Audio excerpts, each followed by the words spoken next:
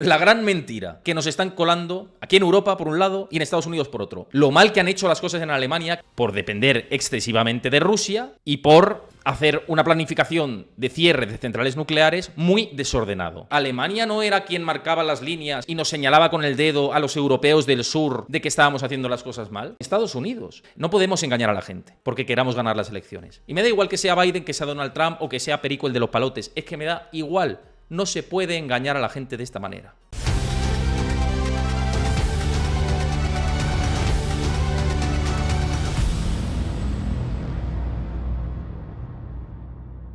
Antes de ver el vídeo al completo, recuerda darle a like, suscríbete a mi canal si te gusta este contenido y déjame tu comentario, que lo estoy esperando. Y arrancamos este programa de las claves de la semana con la gran mentira.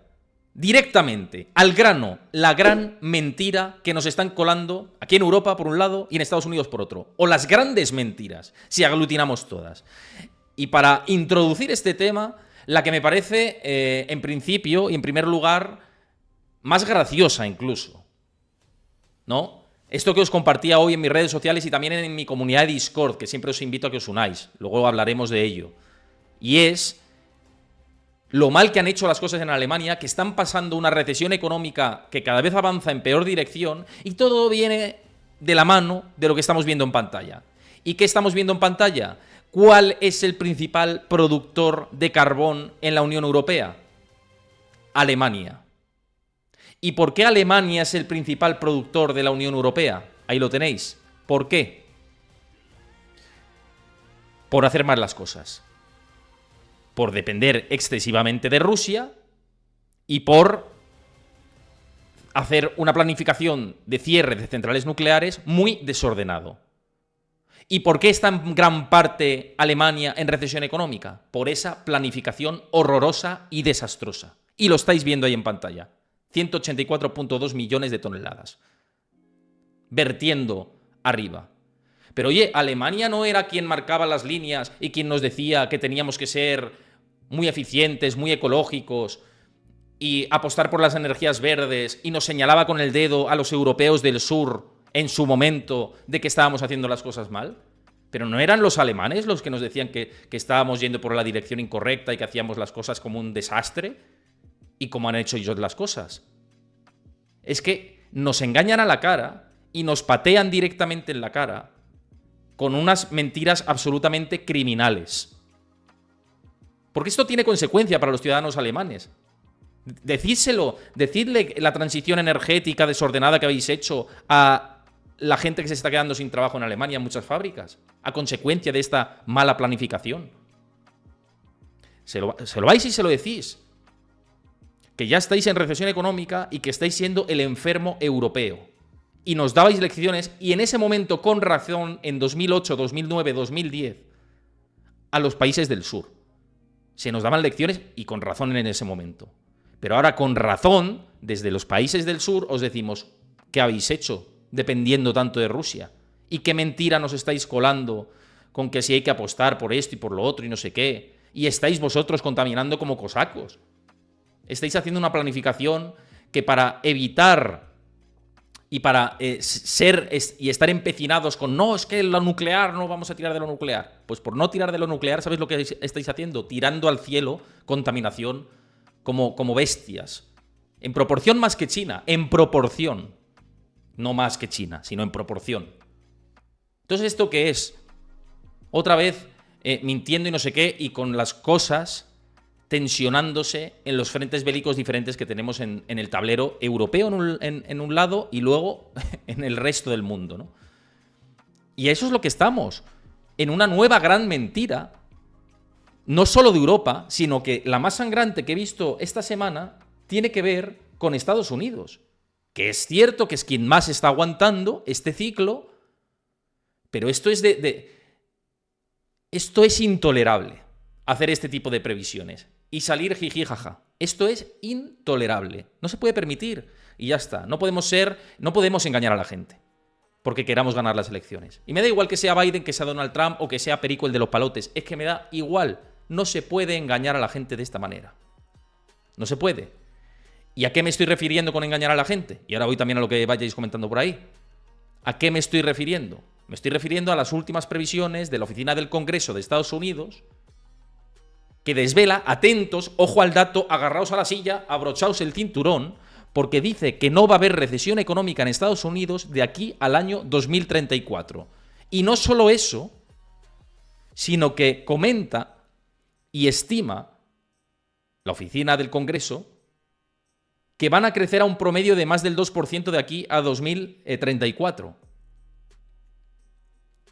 Pero es que 2025 un 2%, 2%, 2%, 2%, 2,1%, 2,2%, 2,2%, 2,2, 2,2, 2,2, 2,2, de media 2,1%.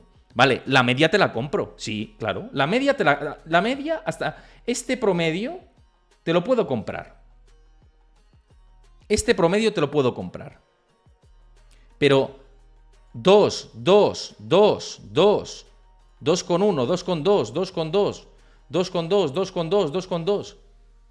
El único año que dicen que un poquito menos es 2024 con 1,3, pero es crecimiento. O sea, pero ¿quién en su sano juicio, de verdad, se piensan o ven que esto es lógico? Esto es optimista, no, esto es lo siguiente, esto es fantasía, Disneylandia, castillos en el aire, cohetes saliendo por ahí. El promedio, insisto, está bien, el promedio no me parece mal. Lo que me parece mal es que, oye, en algún año quizá deberían poner un 1% o un 0,5%. No te digo que pongas una recesión, pero ya si dejas un 0,5%, estás diciendo que en un periodo lógico de tiempo puede haber una contracción de la economía que sane la situación. Entonces, ¿qué están descontando con todo esto? Que van a alimentar la maraña de deuda de manera considerable y van a fomentar inflación a saco. Es decir, si este mundo idílico de fantasía en el que el desempleo, ojo al dato, ojo al dato que también esto era tremendo, ¿no? Las estimaciones del desempleo también eran en torno al 4 y pico por ciento de cara al largo plazo, según las estimaciones de la Oficina del Congreso. Entonces, pero vamos a ver, o sea, yo no sé qué han tomado para hacer esto. Oye, pon un 0,5, un 0,4, yo qué sé, haz algo moderado en algunos años, pero no seas excesivamente optimista porque nos estás mintiendo a la cara. Y nos estás trazando un mundo de felicidad y fantasía que, oye, yo también quiero estar subido en ese mundo de felicidad y fantasía, pero no tanto. A mí me gusta tener los pies en el suelo. Y me parece tremendísimo ese contexto. Es que, claro, una situación de desempleo estable en el 4% es lo que prevé la Oficina del Congreso. Vale, pues vamos a irnos al histórico. Esto es muy fácil de irse al gráfico histórico del desempleo, ¿no? Preveemos eso, ¿no? Crecimientos constantes y desempleo bajo. Vale, es cierto que la demografía en esta línea temporal nos va a acompañar a tener tasas de desempleo no excesivamente altas, en principio. Es decir, por debajo del 8% en Estados Unidos como pico máximo, 7%, 8%. Pero un 4% estable. ¿Pero cuándo hemos tenido un 4% estable en la vida? Desde 1948. Observad aquí, ¿Cuándo hemos tenido un desempleo en Estados Unidos estable en los niveles del 4%? Aquí un poquito hubo estabilidad, aquí también ligeramente, aquí también, pero 14 años por debajo del 4% o al 4%. ¿Cuándo hemos tenido eso? En la vida. ¿Puede ser la primera vez en la historia en la que tengamos esto y que tengamos un desempleo que se alargue así 14 años? A mí me cuesta enormemente pensar en eso. Me cuesta enormemente pensar en eso. Y yo creo que no es serio lanzar estas previsiones excesivamente optimistas pensando en que hay unas elecciones el próximo mes de noviembre, aunque se supone que esto se hace de manera autónoma y sin intereses partidistas, y yo creo que en general intereses partidistas los está habiendo. O me da que pensar que los hay, viendo esas previsiones. Porque simplemente mirando el histórico del desempleo ya te das cuenta de que eso no tiene, ni poniéndonos en el mejor de los casos, ni poniéndonos en la mejor situación, no tiene ningún sentido. De estar 10, 14 años con los niveles de desempleo actuales. No tiene ningún sentido en cuanto a términos de desempleo. Y luego, en cuanto a términos de lo que duran las recesiones económicas y lo que tarda en venir una recesión y un periodo de transición en el que no hay recesión y luego vuelve a haber recesión, generalmente entre 4 y 5 años viene una recesión económica. Pueden pasar, y luego las duraciones medias de las recesiones económicas, aquí lo veis, van desde la más alta de los años 80, que duró 65 meses, 1929, que fue 43 meses, perdón, 1873, 65 meses en recesión. Y luego el crash del 29, 43. Pero aquí lo veis. Las duraciones medias de las recesiones económicas no tienen por qué ser extremadamente largas. 2008, 18 meses de recesión económica. Pero sí que cada 4 o 5 años, por ciclo económico, suele venir una recesión económica. Hemos tenido episodios en los que hemos tardado más de una década en no ver una recesión económica. Es raro, pero sí que hemos tenido fases en las que hemos estado como máximo 10 años aproximadamente y, bueno, aguantando ahí. Y si nos vamos al gráfico del desempleo, se ve claramente, ¿no? Pero veis, por ejemplo, del 92 al 2000 fue un momento en el que se alargó mucho, pero fueron 9 años. Pero desde el 2020 hasta el 2034, que son 14, no sería la primera vez en la historia. Hay tesis que dicen que puede ser la primera vez en la que expandamos el ciclo muchísimo a costa de emitir deuda masivamente. Esa es una de las alternativas que hay para justificar todo esto. Lo que pasa es lo de siempre, ¿no? Tenemos la mayor inversión de la curva de tipos de interés en duración de la historia. No sabemos esto cómo puede acabar. Es la primera vez que pasa, con lo cual estamos ante algo nuevo. La última vez que se invirtió durante tanto tiempo, que fue en los años 80, vino una recesión importante de la economía. Esta vez, cuando se desinvirtió, sobre todo. Esta vez, pues ya veremos. Pero ese es el contexto que tenemos. Ya lo hemos superado. Lo dijimos el otro día y no me quiero extender mucho. Lo quería poner aquí como contexto. Pero estamos, fijaos, superando ese nivel ya. Señal de alerta en ese sentido, ¿vale? Ya os digo, ya lo hemos hablado esto y no quiero insistir de más en este concepto, ¿vale? No quiero insistir más en este concepto. Pero, dame un segundo, que estoy cuadrando todo esto. Lo que os quiero decir es que la única alternativa por la que no venga una recesión económica ni este año, ni el que viene, ni el siguiente, sea inflar constantemente la deuda y adormilar la economía y optar por el camino de la inflación. Y es por el camino que están optando hasta el momento. Y mucha gente, con ese camino, y lo estamos viendo por aquí, mirad cómo avanza la deuda pública estadounidense desde la crisis financiera del año 2008, ¿vale? Luego viene el COVID y luego viene este nivel. Deuda gubernamental como un cohete. Y esto es presionar la inflación. Esto es perpetuar la inflación. Claro, mucha gente me escribe por redes, me escribe por mi comunidad de Discord, me escribe por Twitter, por privados y tal, y me dicen, ¿y qué hacemos ante esto? ¿Qué hacemos ante esto? ¿Qué podemos hacer ante esto? ¿Hay alguna manera de evitar esto? ¿De que lo hagamos como ciudadanos? Si se opta por el camino de la inflación, ¿qué hacemos? Y yo siempre digo, lo que hay que hacer es invertir. Lo que hay que hacer es movilizar nuestros ahorros.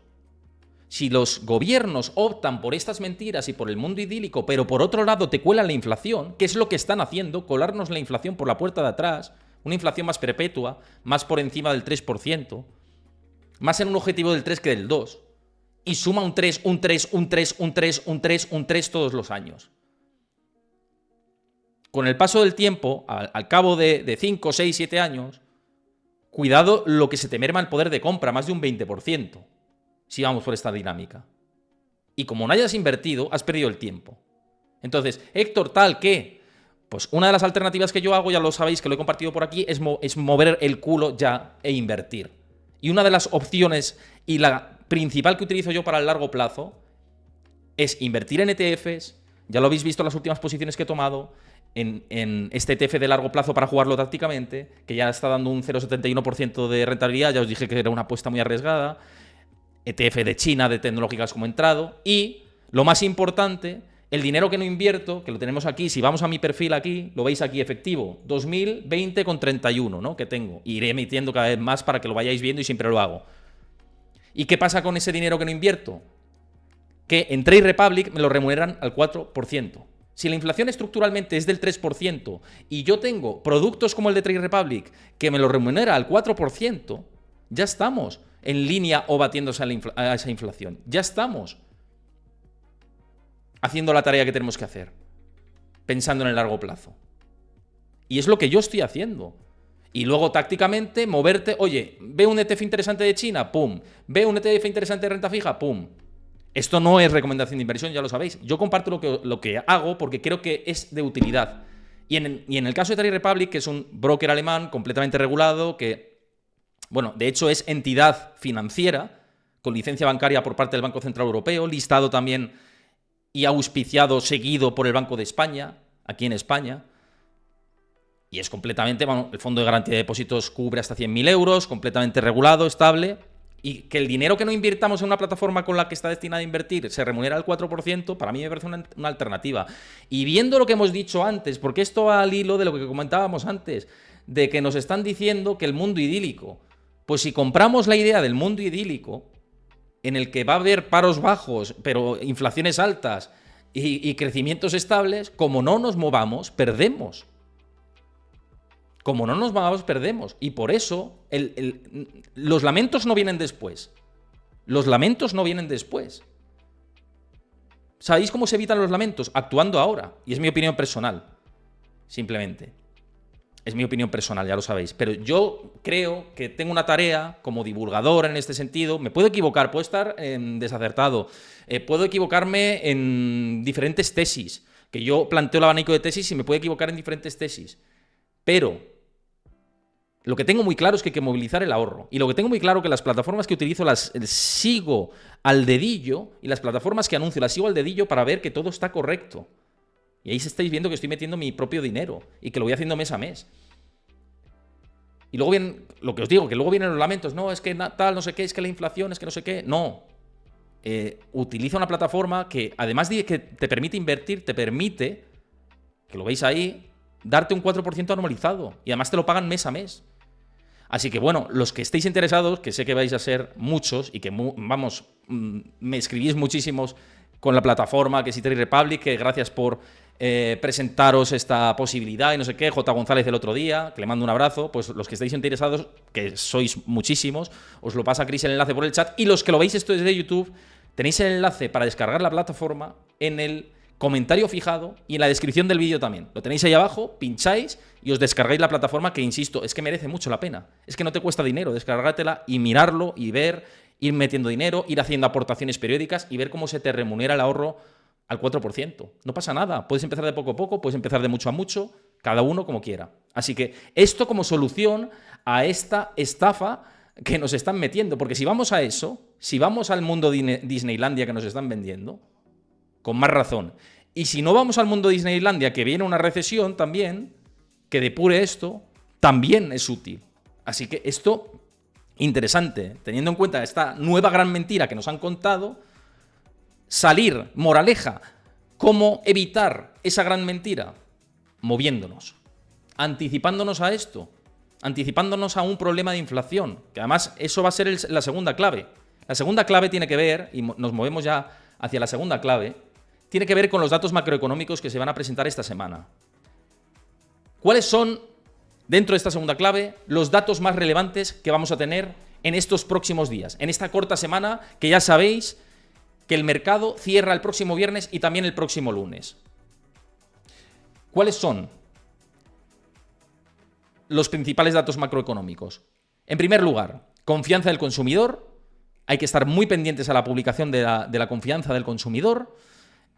No estoy diciéndolo en orden de prioridades, sino en orden, o sea, estoy mencionando los datos macroeconómicos que son relevantes. Y a partir del martes empieza el jaleo, ¿no?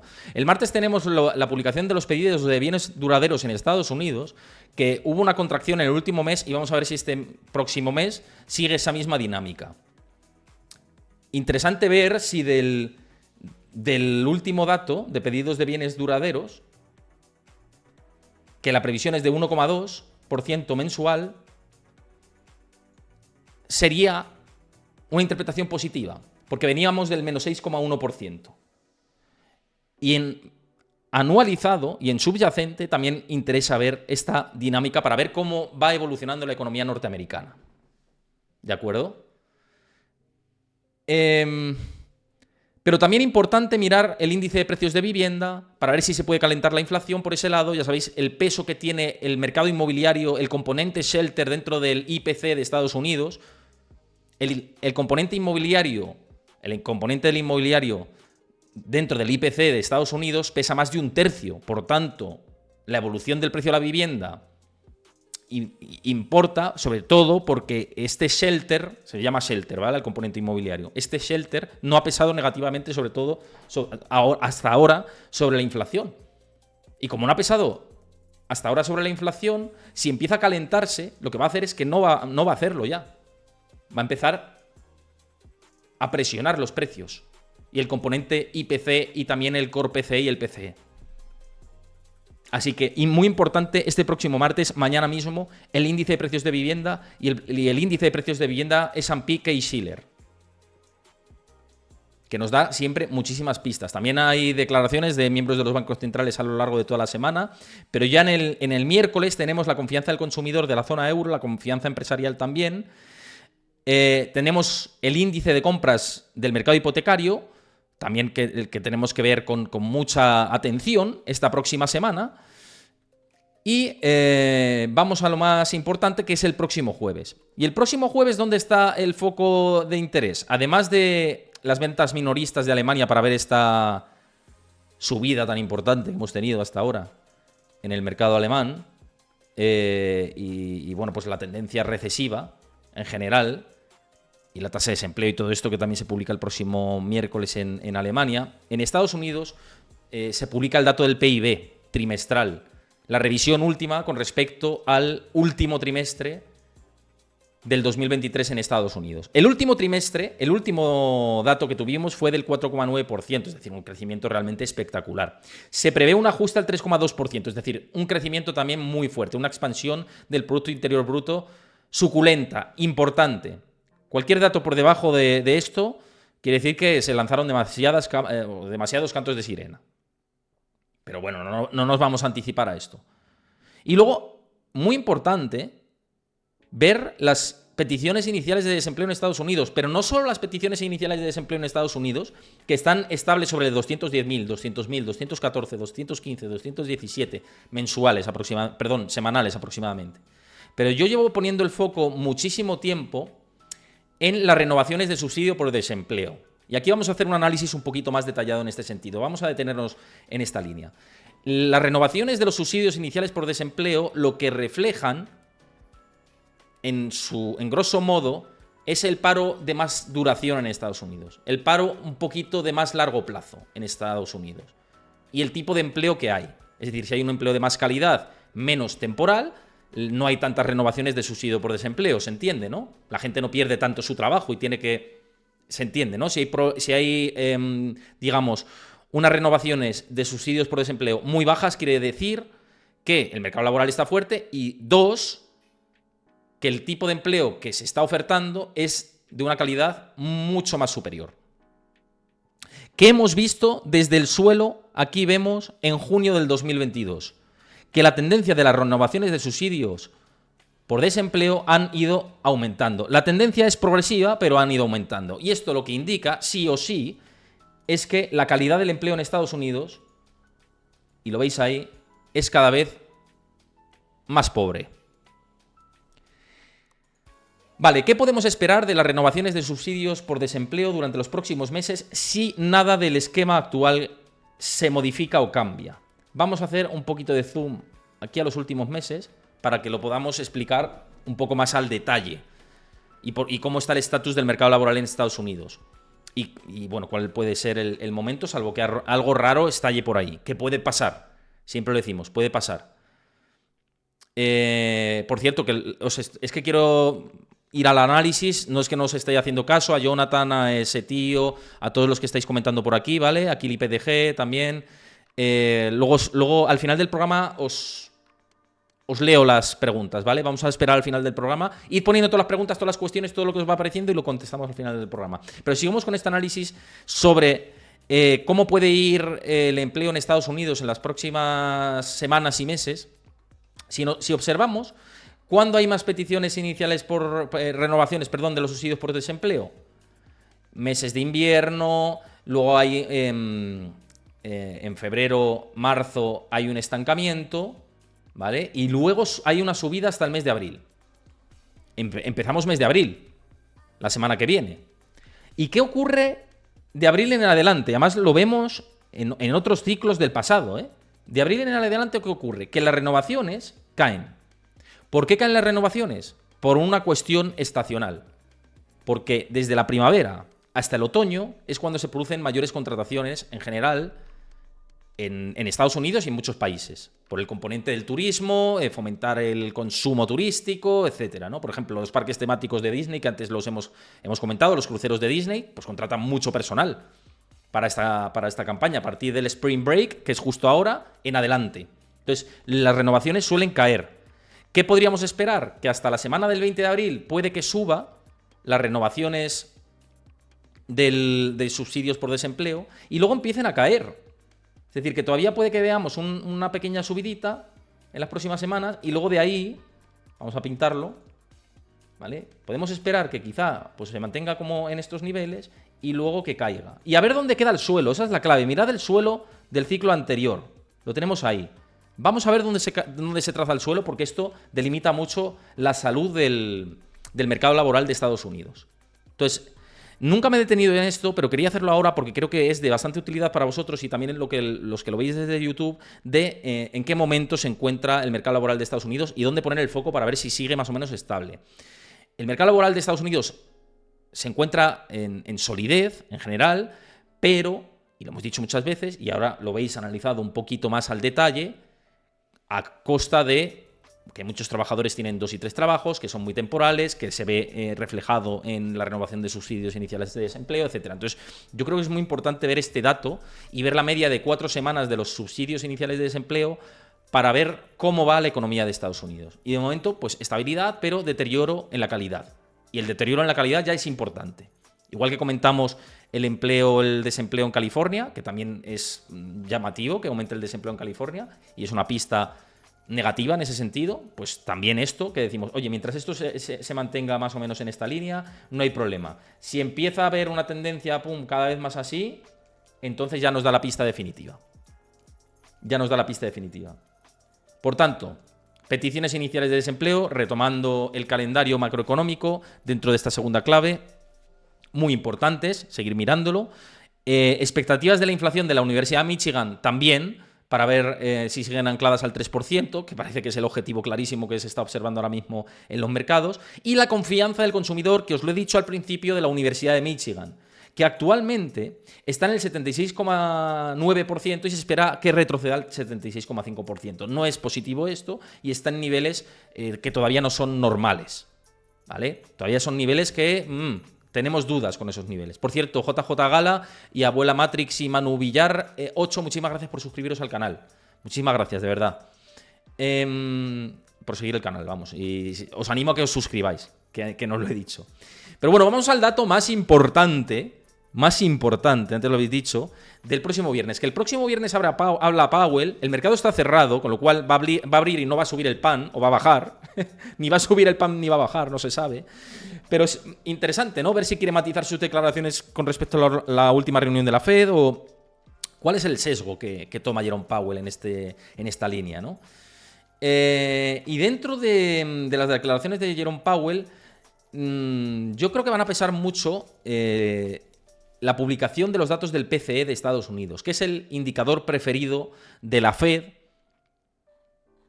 que ya lo conocerá, además, de antemano, es el indicador preferido de la Fed para medir o ver la evolución de la inflación en el país norteamericano. ¿Y qué se prevé con respecto al PCE? Se prevé 2,4% en términos anuales y se prevé que el subyacente se queden en el 2,8%. Es decir, que tanto el anualizado general como el subyacente, anualizado también, se queden en el 2,8% y en el 2,4%. Vale, ¿dónde puede estar la clave dentro del PCE?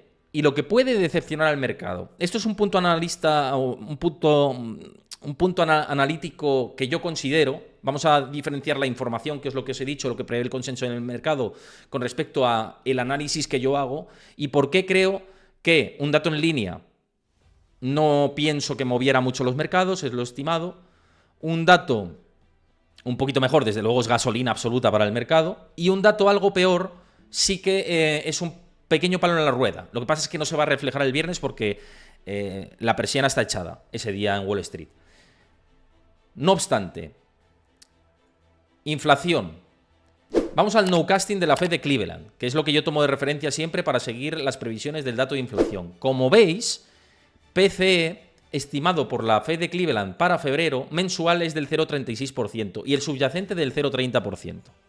¿Vale? Lo vamos a marcar con la herramienta de pintado por aquí para que veáis como 0,36%, 0,30%. ¿Qué estima con este dato mensual la Fed de Cleveland llevándolo a términos anualizados? 2,45 el general, 2,78 el subyacente. Vale. ¿Os acordáis de las previsiones anteriores, no? A ver, vamos a ir a las previsiones anteriores para que lo veáis aquí. 2,8, que lo tenéis ahí. 2,8. Bueno, vamos a borrar esto. 2,8 en el anual y 2,4 en el subyacente. 2,8, 2,4. ¿Vale? 2,8, 2,4. ¿Vale? 2,45, 2,78. Ahí lo tenemos. 2,45, 2,78. 2,4, acordaos. 0,36 espera mensual. ¿Qué quiero decir con todo esto? Porque decís, este tío se está enrollando y no dice nada concreto. Bien, lo que quiero decir es que un dato mensual que sea de 0,4 o de 0,43 o 0,44, que puede ser, de hecho, en los últimos nowcasting de Cleveland ha habido un sesgo de equivocarse al alza. Por parte del mercado se ha equivocado, o sea, el mercado ha fallado sentencia al alza. Y el nowcasting de la Fed de Cleveland ha fallado a la baja. Es decir, que este tenía un sesgo más optimista que lo que ha reflejado luego el mercado. Ha sorprendido un poquito al alza, aunque ha estado bastante en línea en los últimos datos. ¿Vale? Entonces, ¿qué quiere decir esto? Que si da un 0,40 de lecturas anuales, de lecturas mensuales, perdón, aquí vamos a tener un 2,5 o 2,53. Es decir, 0,1 más de lo que prevé el mercado. Fijaos con qué poquito, con 0,4 mensual, nos vamos a 2,50 y pico. Y con 0,4 mensual o 0,37, pongamos, nos damos a 2,86 o algo así. Y nos ponemos en... Fijaos cómo cambia la película, que demos un 2,5 y un 2,9. Cómo cambia la película, ¿eh? Un PCE que dé 2,5 y 2,9. 2,5, a menos que haya una sorpresa súper positiva, que la puede haber, es muy raro que no dé un 2,5, ¿eh? Porque fijaos, 2,45 es que está muy cerca de ese 2,5. Va a ser muy raro que no dé un 2,5. Puede ser, ¿eh? Que dé un 2,4. O menos. Puede haber una sorpresa súper llamativa que no estamos teniendo en cuenta, pero viendo las lecturas del PPI, del índice de precios al productor, es muy raro que no nos dé un 2,5. Y luego, que no nos dé un 2,8 es ya rarísimo. 2,9 quizá es un poco precipitado decir que va a subir al 2,9. Pero yo creo que 2,8 no nos lo quita nadie casi, ¿eh? Para el próximo dato. Por cierto, Jan Ojeda, muchas gracias por seguir el canal. Te mando un abrazo enorme. Gracias por seguirlo. Y de hecho, os invito a los que estáis viendo esto desde YouTube, también que os suscribáis al canal, que dejéis vuestro comentario, dejéis vuestro like. Si os gusta este tipo de análisis, yo agradecido mil. Agradecido mil. Una vez más, sea como fuere, a no ser que haya una sorpresa súper mayúscula, que la puede haber, inflación pegajosa. Y con inflación pegajosa es que volvemos a lo mismo de antes. Hay que invertir, hay que moverse. Hay productos como el de Trade Republic, la cuenta remunerada, al 4%. Y lo hemos visto antes aquí. Lo hemos visto antes aquí. Al 4%. Aquí tenemos la cartera que hoy está yendo regular, pero en términos desde la compra, pues está yendo bien, ahí lo estáis viendo. Y luego, pues lo que veis aquí, el dinero que no tengo movilizado, de 2.000 y pico euros, pues remunerando al 4, y cada vez más y más y más. Y en otras, ya sabéis que hay que diversificar también todo, ¿no? Pero lo que os digo es que, volviendo aquí, 2,78, 2,8 PCE, es verdad que estamos en Europa, pero me da igual, con más razón, si en Europa está la inflación al 2,5, aprovechémonos que hay productos que te ofrecen un 4, ¿no? Entonces, yo lo que creo es que los bancos centrales están optando a la euforia, al mundo fantasioso, y el mundo fantasioso lo que conlleva es más inflación. Eso es lo que yo creo. Entonces, a más inflación, hay que moverse, punto. Si es que no hay otra, hay que moverse. ¿De acuerdo? Entonces, esto es la segunda clave. Y vamos a la tercera, y vamos a ir muy rapidito con la tercera clave. Esto es lo que veis, las expectativas de inflación o el índice de sorpresas de la inflación por parte de HSBC. Y lo que indica el índice de sorpresas de inflación de HSBC es que esto refleja el sentimiento de Powell. Ha repuntado desde estos niveles de mínimos, pero no hemos llegado todavía a niveles máximos del 2022. Ojo, que si esto empieza a hacer así, pues entonces ya nos preocupamos. Pero estamos muy cerca de los niveles del verano del 2023, ¿eh? Y tampoco estamos tan lejos de niveles de julio, ¿eh? Donde había sorpresas al alza. Es decir, hay más sorpresas sesgadas al alza en la inflación que bajas. Con lo cual, yo estoy preocupado por la inflación. No porque suba un 10%, no me entendéis así. Estoy preocupado por una inflación persistente y por eso mi insistencia en que podamos hacer algo para evitar esto, ¿vale? Por eso mi insistencia. Pero lo que os digo, tercera clave. Y la tercera clave tiene que ver también con bancos centrales y tiene que ver con la respuesta, y este gráfico que encontraba fantástico de la Fed de Chicago, del grado de restricción monetaria que tiene la Reserva Federal, si tenemos en cuenta todos los mecanismos de política monetaria llevados a cabo por parte de la institución monetaria más importante del planeta, ¿no? Que es la Fed en Estados Unidos. Y lo que se observa con este gráfico fantástico, este paper de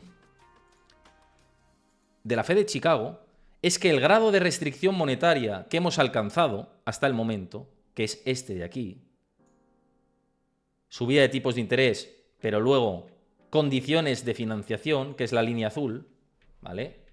La línea azul son condiciones de financiación, y lo que vemos de condiciones de financiación es que está en niveles bajos.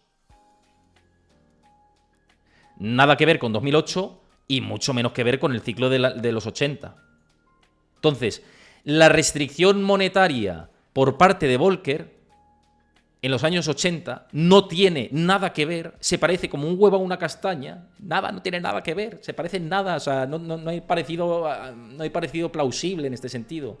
Y no se parece en nada a lo que vimos en los años 80. Que en los años 80, ahí vemos condiciones de financiación, línea azul, una locura, tipos de interés, pues ya lo visteis aquí, ¿no? Nada que ver, nada que ver. Esto se mantiene estable.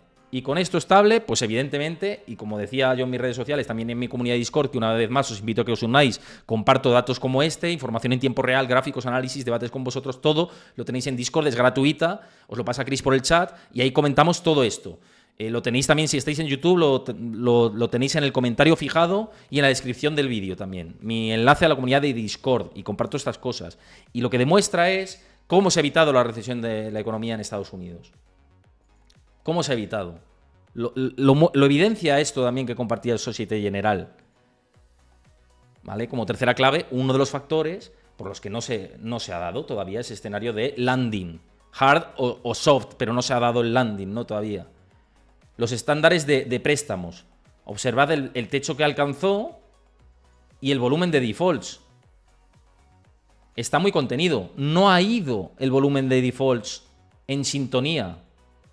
No ha ido en sintonía. Esto ha frenado una situación y una espiral de aumento del desempleo, etc. Lo ha frenado clarísimamente. Los estándares de crédito, como comentaba en la publicación, suelen liderar los impagos. Y ahora lo que hemos visto es que no han liderado los impagos. ¿Por qué también? Pues porque muchas compañías se han financiado a larguísimo plazo a tipos muy bajos. Y ahí tenemos lo que tenemos, ¿no? Y el contexto que tenemos, cuya gasolina puede durar todavía, ¿no? Cuya gasolina puede durar. Esto como tercera clave, así muy rápida. Como cuarta me voy a detener un poco más porque es hablar de mercados, ¿vale? Y situación técnica y general con respecto a los mercados. Y luego hablaré, la quinta vamos a hablar de Bitcoin, que antes me lo habéis preguntado. La situación de Bitcoin y demás. Por cierto, Raide, muchas gracias por pasarte y saludar. Y JM Mota, un abrazo, gracias por estar por aquí. Preguntas, luego intentaré buscar algunas para el final del programa. Y contesto las que me queden, ¿vale? Pero bueno, vamos a esta cuarta clave. Situación de los mercados. SP500. Lo que hemos visto es una corrección desde niveles de máximos hasta los 5.224 puntos. El punto máximo que tocamos fueron los 5.254 y ahora estamos en 5.225 puntos. Hoy cayendo un 0,17%, lógicamente también después del atracón. La línea de tendencia sigue actuando como importante referencia en el corto plazo de soporte más inmediato, que ahora mismo pues estaríamos sobre los 5.170 y pico puntos aproximadamente dentro de la línea de tendencia. La tendencia es alcista, muy alcista. Yo ya sabéis que cerré posiciones del SP500, la mitad de esa posición, perdón, cerré la mitad de mi posición del SP500 en los 5.120 puntos aproximadamente y que con la segunda mitad sigo dentro. De hecho, esta semana, este domingo, y os invito a que lo veáis, mi buen amigo José Luis Cárpatos compartía un vídeo en su canal que mostraba un estudio en el que pues evidenciaba que si te quedabas fuera del mercado y querías hacer market timing, acababas perdiendo si querías esperar un pullback, ¿vale? Mi estrategia, sabéis que va un poco por pullback, pero no exactamente, porque mi estrategia es jugar a un pullback con la mitad de la posición y con la otra seguir. Probablemente me salga mal y hubiera sido mejor quedarme dentro del mercado y estar siempre invertido, pero yo creo que le puedo sacar. Yo creo que tácticamente se puede jugar y como son posiciones tácticas no me importa. Mis fondos indexados, mis posiciones estructurales son más de estar invertido, ¿no? A larguísimo plazo y pensando en mi jubilación. Que como bien sabéis soy millennial y o me muevo ya, como hemos dicho antes, o estoy jodido, con perdón. Pero otra cosa son las posiciones tácticas y aquí sí juego a entrar-salir. Y Dricker, muchas gracias por seguir el canal. Pero hay unas cuestiones que hay que tener en cuenta y que, lo que os digo, el atracón en algún momento tiene que corregir. Y esto será sano. Si es que no digo que no vaya a ser que sea negativo, sino todo lo contrario. Yo creo que una corrección en algún momento, después de esta verticalidad, es sano en el movimiento. Porque estamos alcanzando unos niveles absolutamente desorbitados. Y es lógico por la cantidad de liquidez que hay dentro del sistema.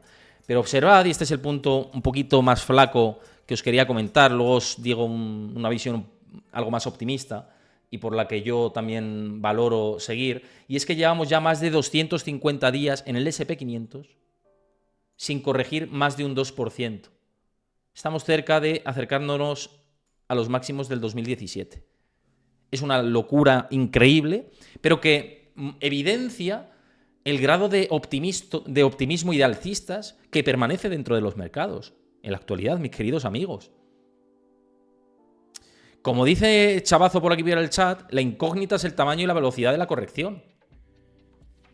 Pero que llegará, bien. Y que estaré con la liquidez preparado para ese pullback, también, seguramente.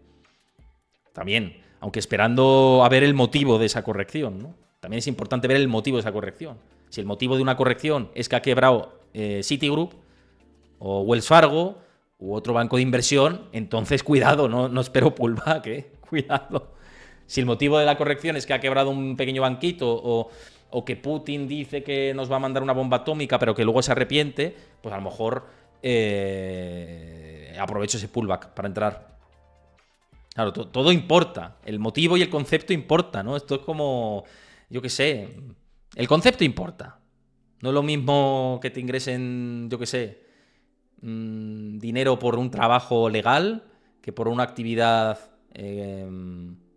completamente fuera del marco jurídico, ¿no? O sea, el motivo importa. y en los mercados, por supuesto que también. Pero que hay razones para que si hay un pullback entre, seguro.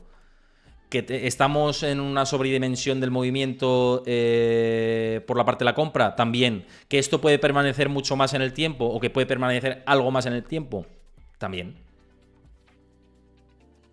Está claro, ¿no? ¿Que puede permanecer más en el tiempo? Es que blanco y en botella. Y está permaneciendo ya por encima de lo que habríamos pensado inicialmente. Pero oye, aprovechémoslo.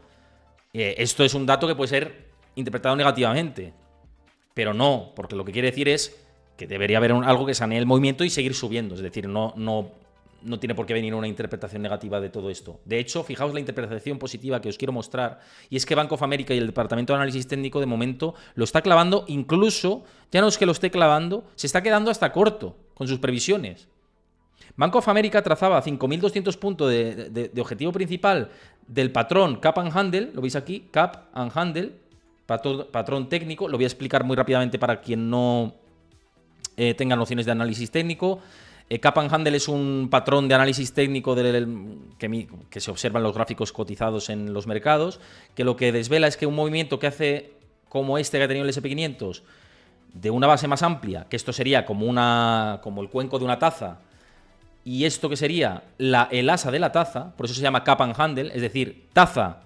Esto evidencia como si fuera una taza de café. ¿Veis? Bueno, dibujo como el culo, ¿eh? Esto es la taza de café, ¿no? Imaginaos que es una taza de café, ¿vale? Porque dibujo mal, ¿no? Lo siguiente, ¿vale? Pero imaginaos que es una taza de café. Pues lo que decía Bank of America es que Cap, taza y asa, esto da una proyección súper alcista, con un primer objetivo de 5.200 puntos que lo ha pasado como una mantequilla, y un segundo objetivo, mis estimados amigos y amigas, de 6.150 puntos. 6.150 puntos, dice Bank of America, que tendría como continuidad el movimiento y la ruptura al alza del Cap and Handle, de esta figura técnica. Es que hasta Yardeni se queda corto, ¿eh? Hasta nuestro amigo Ed Yardeni, el más alcista de los alcistas, de los analistas de Wall Street, se quedaría corto si nos vamos a un objetivo como ese en lo que va de año. A ver, es mucho pensar, también os digo, ¿eh? Es un planteamiento excesivamente optimista, pero recordemos que la mayoría, recordemos que Ed Yardeni decía 5.000, no sé si 5.400 o 5.000, creo que 5.400 o 5.200. Se acerca, se está acercando Ed Yardeni a su objetivo. Decía 2024 5.400, 2025 6.200. Eso decía Ed Yardeni. Pues el patrón técnico que dibuja aquí Bank of America está yendo por ahí, ¿eh? Está siendo un cohete absoluto. Pero a ver, pensar que siempre va a ser nubes de color de rosa, no. Los mercados ya sabéis que nos dan un susto y vendrá. El susto vendrá. Y entonces yo la analogía la llevo compartiendo durante mucho tiempo, ya lo sabéis, no quiero ser pesado, pero yo soy de los que me voy de la fiesta antes. y he recogido los bártulos desde hace unas semanas. He empezado a recoger esos bártulos y me sigo despidiendo, pero cada vez con más sensación de a ver qué pasa, ¿no? A ver qué pasa. Pero bueno, Wall Street sigue siendo muy alcista. El aspecto de medio plazo, largo plazo para el conjunto del año sigue siendo muy alcista. Los indicadores técnicos apuntan a que tiene que haber alguna corrección importante o moderada este año, y que ojalá esa corrección venga de la mano de oportunidades de entrada, a no ser que esa corrección venga por una situación mucho más tensa, ¿no? Entonces, bueno, yo por eso voy recogiendo beneficios, voy depurando posiciones, y el mercado me dará también momentos de entrar con más liquidez, ¿no? Eso yo lo tengo claro. Y hay otras apuestas de largo plazo que he entrado a precios tirados, que yo creo que van a ir bien, ¿no? Que van a ir bien. Luego os voy a hablar de una de ellas. De hecho, en la siguiente clave os voy a hablar de una de ellas, sin entrar en nombres propios, aunque os los podéis imaginar, porque el regulador financiero español obliga o dice que tenemos que comentar, los que nos dedicamos a la comunicación financiera, como es mi caso, que puedo entrar en conflictos de intereses, ¿no? Cosa que no, quiero decir, yo sí tengo que hablar mal de una minera porque tiene unos números desastrosos y estoy invertido en ella, además de que vendería mi posición, hablaré mal de ella. Y si tengo que hablar de fábula de una compañía, también es una chorrada, aunque entiendo que lo quieran hacer, ¿no? Pero bueno, lo tengo que decir, y por eso no puedo entrar en nombres propios de compañías, ¿vale? Y además dejar muy claro que esto es un contenido divulgativo, educativo, financiero, etcétera, pero que no son recomendaciones de inversión. Disclaimer, que lo tengáis muy claro, que aquí no se hablan de recomendaciones de inversión. Pero como quinta clave, y dentro de esa parte, ideas, no recomendaciones, que se pueden plasmar esta semana y ver el siguiente comportamiento en el que me quiero centrar. A esto voy a ir después, pero quiero ir primero a esta noticia que JP Morgan decía que qué puede pasar con Bitcoin de aquí a que se produzca el halving. Y no es positivo. Yo no estoy de acuerdo con JP Morgan. Porque dice que han empezado las ventas en Bitcoin, en ETFs de Bitcoin al contado, y que seguramente empiecen a producirse más recogidas de beneficios. Yo creo que esto se puede producir, pero no sé si antes del halving o en algún momento después del halving, y que haya una ligera corrección y luego siga. La corrección en Bitcoin yo creo que ya la hemos visto en gran parte, y vamos a ir a buscar aquí en el gráfico Bitcoin. Un segundito. A ver, no me voy a salir de aquí. Y vamos a buscar aquí Bitcoin, que ahora mismo está otra vez en $70.000. Que por cierto, qué gracia me hizo en un querido amigo de YouTube, que me equivoqué y dije, Bitcoin cotiza en 70 y no sé cuántos $1.000 la onza. Y digo, joder, es que el oro me enturbia la mente. Como ya sabéis que estoy tan ultra posicionado en oro, no es recomendación de inversión, sino es lo que yo hago. Pues ya todo lo pienso en onzas, en lingotes y en no sé qué, ¿no? y me hizo gracia y dice, madre mía, ya te vale no sé cuánto $, la onza. Y digo, es que, perdonadme, el oro me enturbia la mente, ¿no? Me enturbia. Ciberali, sí, estoy en un ETF de oro, respaldado por oro físico. No, oro físico no, porque almacenarlo me da mucha pereza. Me da mucha pereza.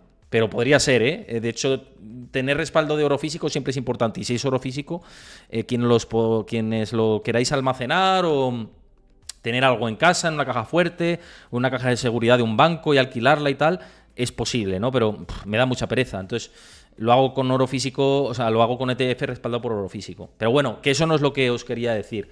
Lo que quería decir es que hemos visto ya una corrección importante y ¿os acordáis que os dije...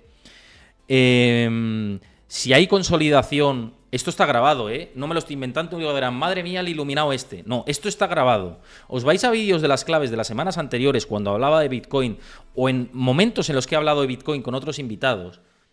Y en uno de los últimos vídeos de las claves, ¿os acordáis que dije, si Bitcoin consolida aquí, estoy pensando en ampliar?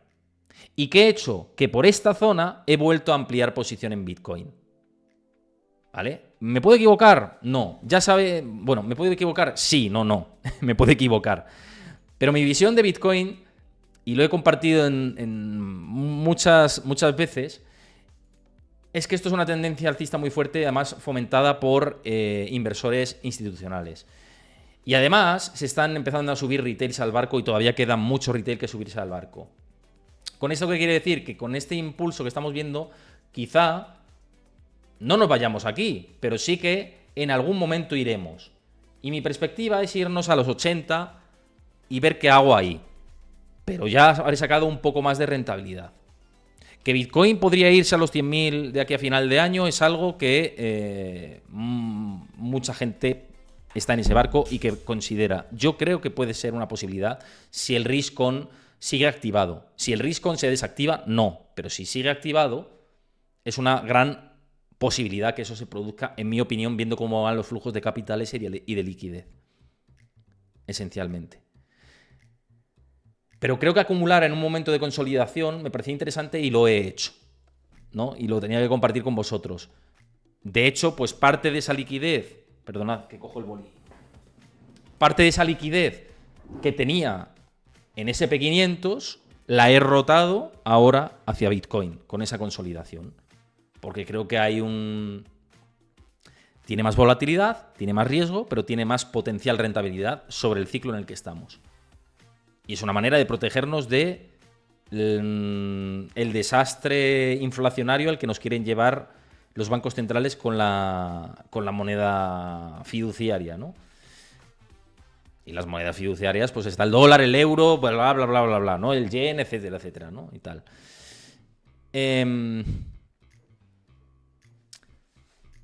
Entonces eso, ese es el movimiento. ¿A qué responde todo esto? A que ha habido una consolidación y que sigue, que después de las ventas de Grayscale que ha habido en esta semana, pues ha habido de nuevo entradas en Bitcoin. Lo que decía JP Morgan es, y os leo lo siguiente rápidamente, en este párrafo de aquí, que es interesante, dice, según los estrategas de JP Morgan, a medida que nos acerquemos al halving, es más probable que esta toma de beneficios continúe, particularmente en un contexto de posicionamiento que todavía parece sobrecomprado a pesar de la corrección de la última semana. Bueno, por eso yo creo que va a estar activado el risk-on y yo me marco los 80 porque lo veo plausible. No estamos tan lejos, creo que puede haber un tirón hasta los 80 y a lo mejor en 80 liquido todo y espero ya pues esa corrección que se suele dar pre-halving o tal, y luego ya subirnos al barco más a largo, ¿no? Esta estrategia va a haber mucha gente que me va a decir que narices hago, por no decir una palabra más gruesa, ¿no? Y probablemente tengan razón, ¿eh? No digo que no. Lo que pasa es que a mí en las posiciones tácticas, o sea, mis posiciones tácticas de cartera siempre me ha funcionado mi intuición, mi olfato y hacer market timing en promedio. He errado en múltiples operaciones, muchísimas. Y en toda mi formación que he hecho a lo largo de mi trayectoria, pues he fallado. Y además que yo no estoy aquí tampoco para esto, ¿no? Yo estoy aquí para informar y trasladar mis opiniones. Lo que yo hago como inversor particular es lo que podéis hacer cada uno de vosotros con vuestro olfato y la información que manejáis. Yo manejo, creo que una información en general buena, muy amplia, muy densa, y eso me permite que desde hace muchos años pues no haya ido mal el conjunto de las inversiones y bueno, pues de hecho todo lo contrario, han ido muy bien. Ahora bien, no soy el mejor inversor del mundo, no soy como muchos de los grandes inversores que pasan por aquí, de hecho aprendo mucho de ellos. En algunos casos he podido sacar más rentabilidad que ellos, en otras menos, ellos tienen mucha más experiencia, pero sí que, joder, pues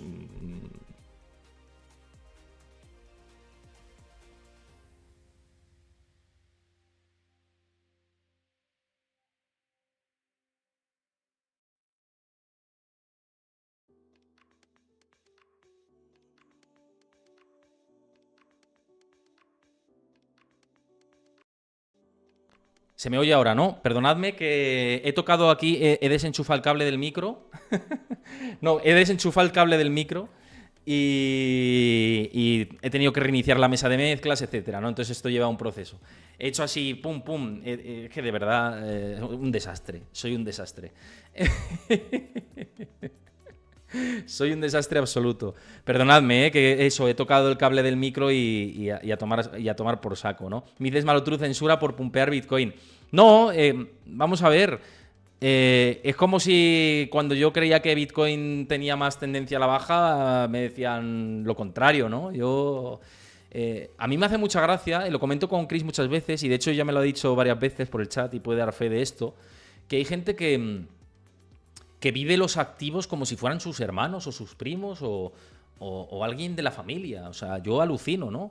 Me acuerdo cuando vino Edgar Fernández por aquí, que él tiene Bitcoin en cartera y que él en esa misma charla dijo, yo soy defensor filosóficamente de Bitcoin, pero también quiero decir el punto de vista de cosas negativas que veo.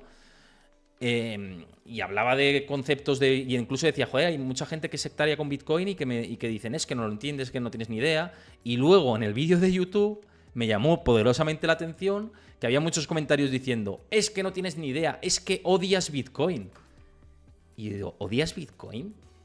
Pero ¿cómo puedes odiar un activo financiero? O sea, quiero decir, un activo financiero está para especular, sacar dinero con él y ya está. Pero ¿cómo vas a odiar un activo financiero? Y más un inversor que está ahí para sacarle el mayor rendimiento posible. Puede no gustarte el ciclo en el que se encuentra, puede no atraerte, pero odiar. Odiar como si fuera el que te hizo bullying en el colegio. Yo de verdad me quedo loco, gente. O sea, hay gente. Yo creo que hay personas que no se toman la medicación por la mañana, y que les hace falta tomarse un diazepam, una tilita y yo qué sé, ¿no? Como dice Navas de Tolosa, dice, no eres del Bitcoin Fútbol Club. Sí, sí, sí, sí. No, no, Paz, sí, dices, qué bueno lo de los odios. No, totalmente. Es que, joder, o sea, y yo sé que tú eres muy visceral, Paz, con el tema de Bitcoin. De hecho, hubo un día, te lo digo desde el cariño, que dije, uy, a ver si se me va a pasar de la raya, cuando tuvimos el debate, pero no, ya no, tú eres muy respetuosa y tal, defiendes las cosas con fervor, pero no lleguemos a esos puntos. O sea, lo que quiero decirte es que joder, me quedé así y dije, hostia, a ver por dónde va la cosa, ¿no? Pero no, para nada. Pero sí que hay gente que no se toma la medicación y que deja unos comentarios ahí, odias no sé qué, tal, como si fuera esto, no sé, se nos ha ido el juicio, mis queridos amigos y amigas, se nos ha ido la cabeza por completo, ¿no? Me dices, Paz, no soy maximalista de Bitcoin todavía. Bueno, a ver, no hay que ser sectario, hay que escuchar a todo el mundo y que se pueda aprender y tenemos que tener la mente abierta. Quiero decir que es que ya está, no. Y además que lo que pensamos hoy, mañana lo podemos cambiar. O sea, y los ciclos de mercado cambian. Y yo lo he visto a lo largo de mi vida muchas veces. Entonces, no sé, ese es el tema, ¿no? Pero bueno. Bueno, hasta aquí este programa de las claves, con esta parte de Bitcoin que os quería comentar. Una parte más antes de nada, que se me olvidaba, y era comentaros este gráfico que he compartido en mis redes sociales y que es de las mineras de oro en función o en relación con el precio, ¿vale? Del oro. Está por un lado el oro, que es esto de aquí, el precio del oro, y las mineras. Fijaos la correlación que tenía hasta el año 2009 y cómo a partir de aquí se quebró. Yo creo que este diferencial que tenemos es una infravaloración tremenda de las mineras de oro. Y por eso inversores como Druckenmiller hacen la tesis, miran los fundamentales, miran los flujos de caja que tienen, miran el precio-beneficio que cotiza, precio-valor en libros, etcétera, y dicen, esto es una locura, está baratísimo, tirado de precio. Esto no es una recomendación de inversión, ya lo sabéis, pero es una visión personal también. Esto es información, por un lado, de la situación en la que cotiza el oro con respecto a las mineras, eso por un lado, y por otro, opinión personal. Creo que las mineras están súper infravaloradas por el mercado. Es mi opinión personal, creo que el tiempo los pondrá en precio. Hace tiempo entré, ya sabéis que no puedo decir nombres, pero entré en una minera en 14 dólares y pico, y ahora pues ha mejorado un poquito y creo que tiene ciclo importante de subida si miras los resultados empresariales últimos, los flujos de caja, cómo puede implementar mejores márgenes. Yo creo que tiene recorrido muy, muy importante. Muy, muy importante. Y me parece interesante. Me parece interesante. Por cierto, Paz, que estabas comentando por aquí. Espérate, que te leo. No me ha dado tiempo a leerte ahora. No me recuerdo cuando lo pasé. No te preocupes, Paz. Además que tú eres de la familia de aquí. Tú eres de la familia. Eres de la familia de aquí. Así que no te pasaste. Simplemente vi que comentabas con vehemencia y dice, ¡bum! Como el sonido ese de alerta que suena en Metal Gear Solid, que, ¿sabes? Como me han pillado los radares. Fue como un flashazo de me han pillado los radares y digo, uy, a ver por dónde va esto, ¿no? Luego no, obviamente, ¿no? Y además, siempre te lo diríamos desde el cariño, ¿no? No te has pasado en ningún momento. O sea que sí, fue cuando vino Edgar y tal, pero no te pasaste. O sea, simplemente. No. Y además, fíjate una cosa, yo lo digo porque os tengo confianza y os tengo un respeto a los habituales escrupuloso, ¿vale? O sea que... ¿Fue con Edgar? No, yo creo que no fue con Edgar. Yo creo que no fue con Edgar. Yo creo que fue el debate con Javier Molina, con Álvaro de María y con John Economist. Me parece que fue con ese debate. Que es que no me acuerdo cómo fue. Es que no quiero entrar porque es que es una chorrada, chicos, de verdad. No merece la pena. Creo que fue que dijiste algo como, a ver qué dice este tío, no sé qué, algo así fue. Pero no me acuerdo, ¿eh? Fue una chorrada y corramos un estúpido velo. No pasó nada, no pasa nada. De hecho, ha sido un comentario, no sobrereaccionemos tampoco. Para nada, vamos. No os preocupéis para nada. Pero bueno, lo que os digo en las mineras, con esto sí cerramos el capítulo de las claves de la semana. Una vez más, os recuerdo que tenéis el enlace a Trade Republic en la descripción del vídeo de YouTube, también en el comentario fijado. Os lo pasa de nuevo Chris por el chat. Insisto, es una plataforma que merece mucho la pena. Te rinde al 4% anualizado lo que no inviertes y tienes una gama de ETFs maravillosa para invertir en ETFs con muy bajas comisiones. Es lo que yo hago. No os estoy recomendando, oye, tal, sino simplemente digo, yo lo hago así, a mí me funciona, vosotros si queréis, pues ahí tenéis el enlace, ¿vale? Os lo vuelvo a recordar, que creo que merece la pena y que además cada vez hay muchos más usuarios que me dicen, oye, gracias por abrirme los ojos en esto, porque la verdad que me ha funcionado muy bien. Me ha funcionado muy bien. Así que muchísimas gracias. Dejadme un momento que paso